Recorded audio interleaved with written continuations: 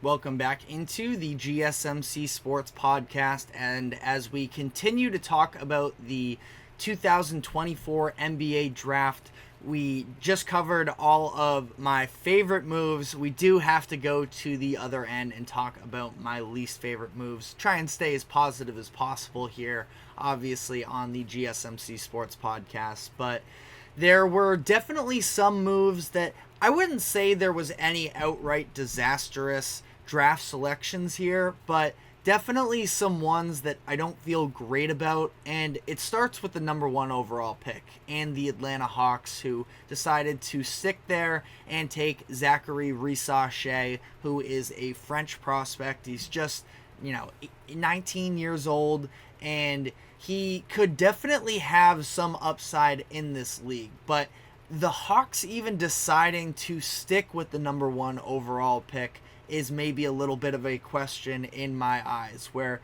they're still trying to figure out what their identity is. It doesn't seem like they have too much of an idea yet in terms of whether or not they want to stick it out with the combination of Trae Young and DeJounte Murray.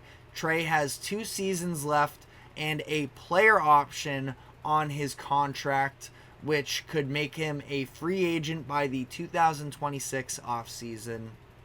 DeJounte Murray is now entering the first year of his new contract extension with them, where he is going to be guaranteed through the 2026-27 season and have a player option in the summer of 2027. So he will be 31 headed into that year. It doesn't really seem like they're all that interested in a rebuild up to this point, and I'm not really sure what Rissache necessarily brings to the Hawks, at least in the short term. And it was interesting during the broadcast watching Jay Billis say that, he's not a creator and that he's not athletic. And at that point, being taken number 1 overall, you're kind of saying that this is a 3-and-D type player is sort of what he kind of shades to. And the 3-point shooting has shown a lot of promise at times and is something that can very likely be a part of his game, that as long as he has that, I think that he has the physical tools that he'll be able to stay on an NBA court. He's a solid defender, and again, as long as he has that reliable shot, he can work his way into the rotation. I don't expect him to be getting these heavy minutes year 1. And again, the fact that we're sort of talking about this in terms of the number 1 overall pick definitely feels underwhelming. But when you talk about your typical number 1 overall pick, especially looking back at the recent history of Zion, Anthony Edwards, Cade Cunningham, Paolo, and Wemby, obviously the idea is you want an all-NBA upside player at number 1, but that was just never going to take place in this draft that we've been hearing about for a year, that there isn't that top-end talent. And Rissache is just going to have to be in a different conversation than those names I just rattled off in terms of former number 1 overall picks. But I think that in most other years, Rissache doesn't go top 3 because of the lack of superstar, because the fact that he doesn't necessarily scream superstar potential to me, but he can still be an early lottery pick in most years. But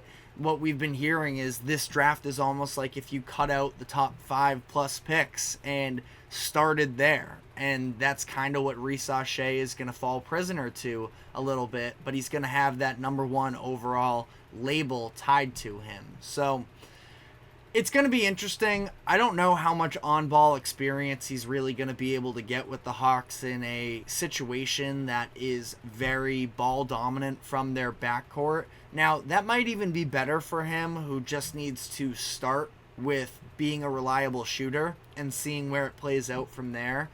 It's interesting. Rissache actually kind of reminds me of Deni Avdija, but they're almost opposite versions of each other, where it's like Avdija is the defensive variant and Risashe is the offensive variant. Both of them are about 6'9", have wingspans of about 6'9".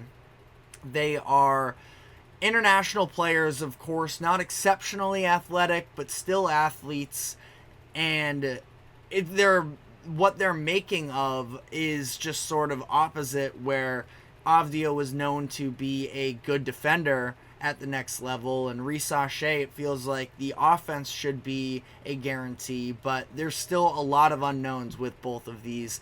I don't know if there was anybody who's going to be able to drastically help the Hawks at the number 1 overall selection, and I do kind of wish they traded out of it, but hopefully I'm wrong about him. I'm curious to see how excited the average Hawks fan is for this, because it definitely felt like it was a little bit flat when he was the name announced with the number 1 overall pick. But again, not trying to rain on someone's parade after they accomplish something like this. But I did just mention Deni Avdija, and he was definitely at the top of my mind when I was taking these notes, because of the fact that he was just traded yesterday, as the Washington Wizards just continue to confuse me. Where yesterday, a couple hours before the draft, they make a deal. They're trading Deni Avdija for Malcolm Brogdon, the 14th overall pick in this year's draft, which they ended up using on Bub Carrington, a 2029 first-round pick, and 2 second-round picks. I don't really understand what the point of it is for the Wizards. I'm high on Avdija after this past season. Like I mentioned, always been a very talented defender, can play into a team system, and he showed his best efficiency yet this past year on the offensive side of the ball as well, averaging 15 points per game on 51% from the field and 37% from 3. I would like to think that based off of his play style, he isn't a good stats, bad team guy that just benefits from somebody has to take the shots. And I would say that the overall efficiency with him would probably support that. I do think he is more than that. But it was just a weird move to me, because Bub Carrington, he's a fun player, and Wizards fans are absolutely going to talk themselves into, him being a fun player to have and, a potential bucket for them. But I think that he's far more likely to fall into the category of being a good stats bad team guy than Avdija is. And, as a freshman who just spent his season at Pittsburgh, I don't want to put any sort of cap on his ceiling by any means, and maybe he does work out really well for them. I think that there is upside. I don't know. I understand at this point Avdija is 23 years old. He's getting a little bit older, but still at the same time, it was just the one thing I felt like they really were building around. Now, they have some other players, like Corey Kispert is a solid young guy as well. Whatever you want to sort of chalk Jordan Poole and Kyle Kuzma up to, you can. But just, again, a very interesting situation going on in Washington, where they bring in a guard going into his age 32 season that has an extensive injury history and really hasn't shown a consistency in play since the beginning of the 2023 playoffs. And last year he was definitely a victim of the Trailblazers kind of trying to tank a little bit. They already had guards sort of under their belt to try and develop anyways, so it was not the right position for him. I thought the Trailblazers made out really well, though, in this trade, and we'll see for the Wizards, who did also take Alex Sarr at number 2, so I don't think the Wizards fans should feel horrible this morning necessarily. It's just a lot of unknowns, and I thought that Avdija was rounding into something you could legitimately see being a building block of sorts. Not necessarily a number 1 or a number 2, but a really quality role player. And I suppose the Wizards are just going to try and be all in on tanking, and if they're going to flip Malcolm Brogdon, I don't know. We'll see. The Wizards are always a little bit of a mystery to me in terms of the way that they choose to operate at times. But I have a couple other moves here that I didn't hate, but were definitely surprising to some degree and could be seen as a little bit of head scratchers. The Pistons took Ron Holland 5th overall.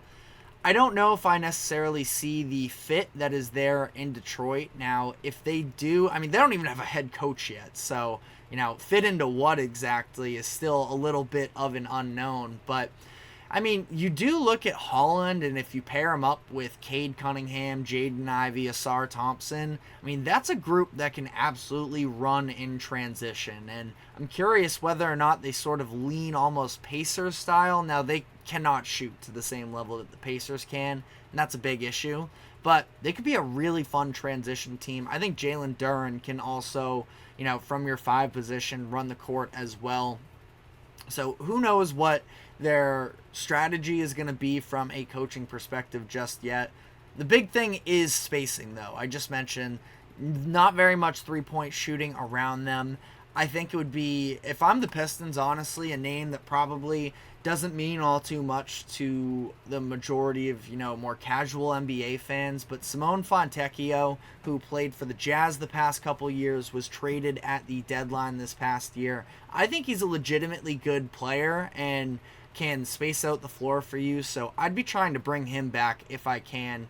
But another interesting fact here is the fact that they brought in Fred Vincent as an assistant coach even before having the actual head coach, but the Pistons went out and got Vincent, who is regarded as one of the better shooting coaches in the NBA, so that will probably be a developmental point of focus for the Pistons next season. So we'll see if that plays out for them. But again, Holland, I don't know if I love it necessarily at number 5 to the Pistons. The Trailblazers brought in another big man in Donovan Clingan with the 7th overall pick. Last offseason, we just saw them trade for DeAndre Ayton and Robert Williams, and it feels like there has to be some other move coming here.